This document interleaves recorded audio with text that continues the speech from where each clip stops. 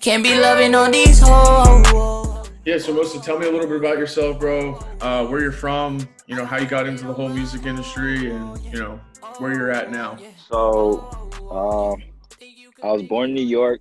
I was born in the Bronx. We moved to Massachusetts when I was very young.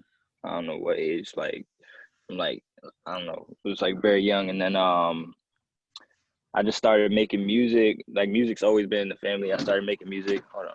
What's good? I started making music kind of when I got to Massachusetts. Like I was always rapping, freestyling and stuff like that. And I really started writing and stuff because my brother, my older brother, when he got to high school, he was recording, and that's my only brother. So as a youngin, I was always trying to follow through with what he was doing and follow his footsteps. My little brother, looks up to me also with sports, mainly. But Yeah, you know, yeah. yeah, but as you were the younger brother, following in the footsteps of your brother for music is, it's pretty passionate. Yeah. What was it like moving from the Northeast to the Lone Star State, Texas? It was dope, man. Like the culture was completely different. The weather was completely different. Food was completely different. You know what I'm saying? The people completely different. Everything was just it was a there was a lot of adjusting I had to do. You know what I'm saying? You can't just move the same way you do over there. Like obviously I'm from over there, so like I know what I'm doing, I know where I'm going. And then coming over here like alone, didn't know anybody, like I had to, just kind of analyze things and sit back, just watch a little bit until it's time for me to start, making the noise with my team. Cool, cool. Yeah, so that whole process of moving from the Northeast to Texas, how did that come about? How did Action CEO and Jas Prince, find you? So on Instagram started doing promotions around like 2016, 2017. And I was investing a lot of my money, like paycheck to paycheck, into it. Just, you know what I'm saying? I was going broke trying to post up Instagram promotions. And then around like 2017, 2018, Action B, Adrian, he saw me on Instagram, reached out to me. But then around like 2019 is when we linked up, and then he flew me out. I came out to Texas for 5 days, and from there, rest is history. The rest is history. Yeah. Yeah, man. How did your relationship with, the legacy of the Prince family kind of mold your mentality, coming there from, the Northeast to get down there, and, you had to become, grown up, you're on your own, and not really, but, Yeah, you're on your own. yeah. So as a youngin, like I've always been a kid, but at the end of the day, I always knew like I had a different mentality from everybody. I had that like man, like just being a kid, I was still growing, and coming out here, they definitely like kind of activated that inside me and like brought it out and just taught me how to move like as a someone who attracts attention. Somebody like they taught me how to move as a important person, how to move like different, how to really like carry myself, what words to use. You know what I'm saying? They taught me about love. They taught me about power. They taught me about respect. And these past few years, they just kind of been raising me. Yeah, a lot of respect to them, man. I mean, that's a lot of pressure and relief on them to, find someone like you. Yeah. Has that added pressure or relief to your life in any way that you got to get down there? Yeah, for sure. For sure. There's a lot of pressure. You come out here, you come out here alone, first of all, and not knowing anybody. And there's already a lot of artists who are trying to sign with them. You know what I'm saying? So it's a lot of, you feel the love, you feel the animosity, you feel the question marks, you feel all of that. It's all pressure, but pressure makes diamonds. So, we here. Facts, facts. Yeah, and then the whole group down there is the Young Empire Music Group. Talk to me a little bit Yeah. about that. A day in the life of the Young Empire Music Group. It's just work, man. It's just work. Whenever we come together, it's always good talks, business talks. We have our small talks here and there, but you know, 80-90% of our time is business. You know what I'm saying? Like even, whatever, even if we're lollygagging, going out to eat or something, like we still talk business. It's always work. Always talking about the future, what the next plan is. Yeah. That's what you got to do. Being a part of the Young Empire Music Group. Being near the Prince family. What is it like to be recognized by influential people like Drake, Meek Mill, YK Osiris, Kaash Paige? That have such an impact on the music industry. Yeah. Yeah, man, it's a blessing, you know. I'll never take it for granted. I'm always gonna, you know, always I'll reach out to them if I ever need any advice. You know, I do. Me and Kaash have more of a closer relationship than as to the other people, but um, I'm always just have that love and respect for them just because they show me love at this early stage in my career, you know. Yeah, yeah, yeah. Take time out of their day. You know, you like you Yeah, said, you know, you're busy as hell. You know, imagine yeah, what their, you know, their platforms like, and they take time out of exactly, their day to recognize somebody like you. Not saying that you're exactly. not going to be where they are, but like you're Yeah, talented, so they recognize that and yeah, recognize real. exactly. Another legend that you know you've worked with. You know, what is it like working with Mike Dean? Well, Mike Dean, man, Mike Dean. It's just, you know, you just gotta respect at the end of the day. Like I gave him the project around in July, and then we got it back at the last day of December, like last day of the year. And you know, you just gotta respect the time that he puts into it because he's a busy man. You know what I'm saying? He works like crazy. Originally, we sent him one song.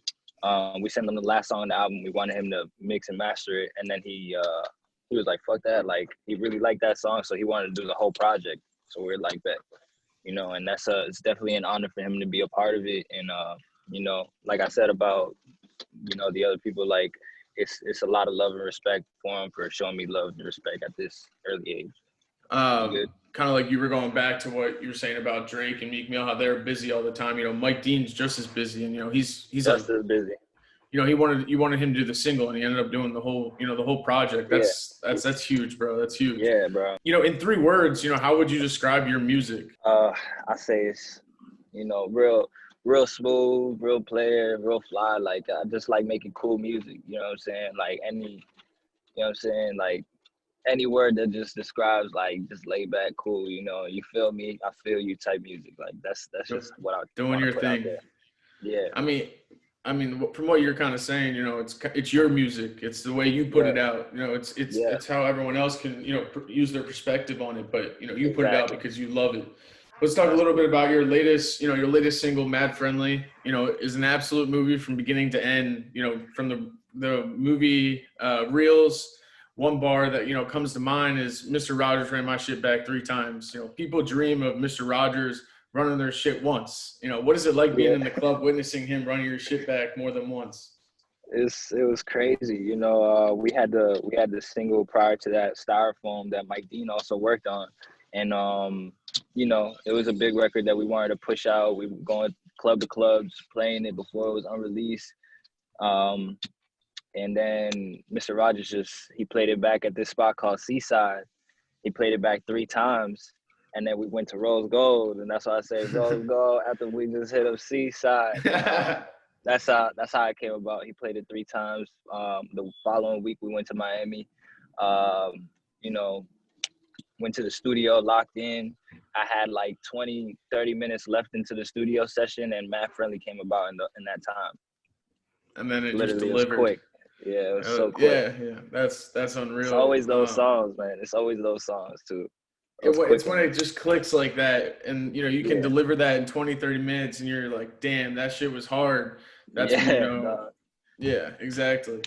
How important are like vices to your music making? So you know, women, money, you know, clout, like all of that. It's definitely all of that is important. You know, women are definitely important to the music. Money is definitely important as well. You know, you got to invest in yourself. You got to spend money to make money. And for the women side of things, it's, you know, whatever the girls listening to, the guys are listening to. So that's definitely the my main target. You know, I always try to make music for women. You know, at the end of the day, I put songs out like Mad Friendly. You know, for the guys. You know, turn. But I'm going to always have my Exactly. songs like Styrofoam as well. You know, R&B side of things, and make sure I just, you know, it's the Heartbreak Kid, man. You know, The like Heartbreak Kid, gotta be for the ladies. the kid Mosa. Yeah, for sure, Yes, man. sir. You know, one cool thing that I've noticed, and not a lot of you know artists have, is the versatility that you know plays into your music. What is it like to be able to rap and sing in not only English but also Spanish? Man, definitely can't take that for granted. You know, I always make sure I throw everything and throw a little bit of everything in there all the time. You know, I put the Spanish in, and because people do appreciate the Spanish music. You know, when we went to Miami, I just showed my whole Spanish catalog to, like, you know, it's like it's more Latin side of things over there. and they just, they loved it. I come to Houston, I make a certain type of music, they love it here. In the East Coast, I made a certain type of music, they loved it there. So, just gotta always make sure, just like the album, there's something for everybody. Love to hear that. Love to hear that. Yeah, that's a big part because you're not just touching the United States, you're touching, the whole globe, which is pretty impressive. Yes, sir. In the music industry, or even outside of it, what is your ultimate goal with, music? I just want to be as big as I can be, at the end of the day, like, we can't see where this is going, but I just, we just hope for the best, and we stay prayed up, just keep working, and make sure, like, this isn't just, we all have that feeling that it's not just a regular, rollout with another artist. Like, this is something different, you know what I'm saying? Like we could hold this project off for another couple of years and put it out, and it's still going to be a different sound. Exactly. It's still going to be completely different. So, we really walk around with our, chin up, chest high, and just know that this whole time it's going to be like that. Like, we just got to make sure it gets as big as it can. Just squeeze the juice out of this, you know what I'm saying? Like, really pump the juice out of this one, and just go as far as we can with it. Get Mr. Rogers to play that shit back 4 times. Yeah, man, 4 times. He played it back like 8 times one time, bro. It's crazy. It's crazy. That's awesome. I was just waiting for the next line, and he just kept dropping it. Like, I was like, crazy. That's awesome. Yeah, so, Mad Friendly, Styrofoam, most of your recent songs are, just singles, other than, feature with Tone Stith, which is amazing. Shout out South Jersey. And then Montana, should we expect a feature soon? With Montana? Or just a feature in general? In general, me and Montana always work. Me and Tone always work. I make sure I always try to work with in-house. But for this year, I definitely want to connect with a lot more different artists, a lot more different producers, just because like I found myself these past few years very to myself when it came to music. Just because, at the end of the day, like I'm still underground. I'm still trying to, find the right sound. So I do get very selfish when it comes to my time and recording. So, but this year is definitely the year. We're about to get this project out tonight. So it's like it's time to start reaching out, stretching the arms out, start reaching out to people.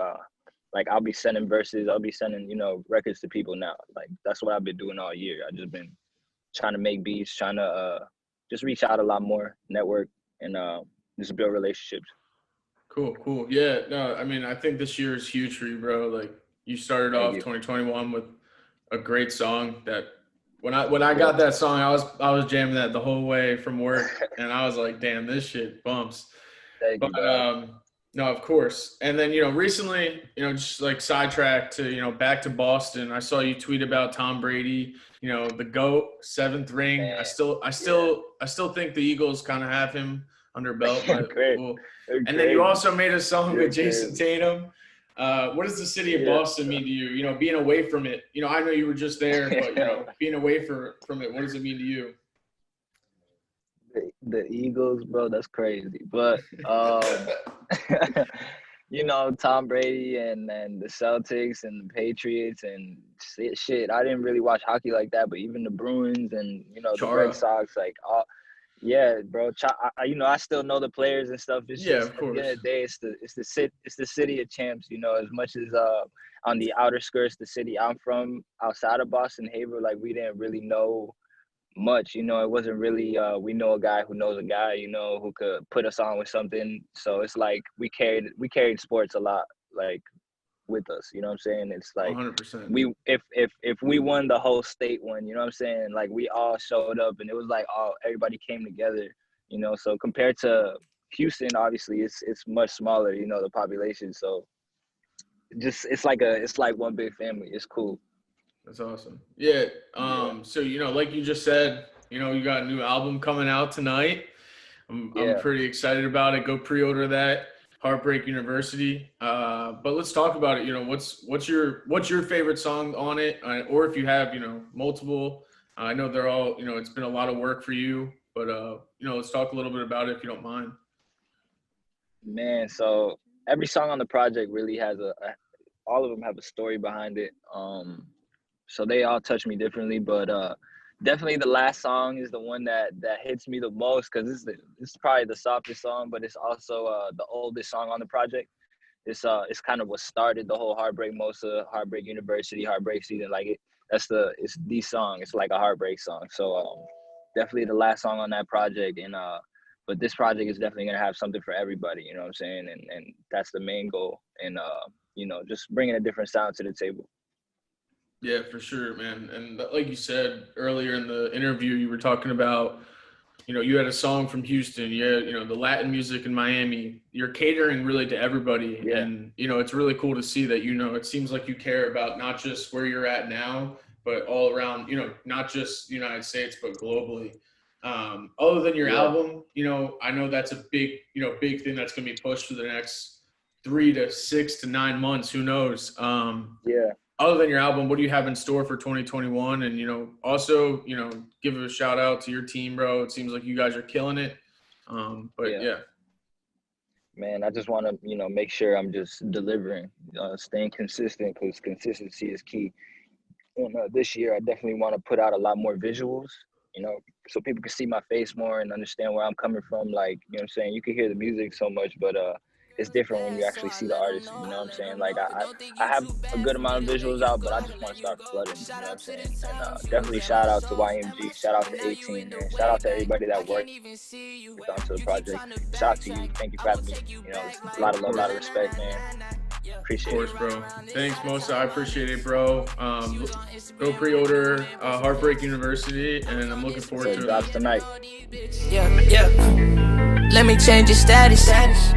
I turn from sad nigga to a savage.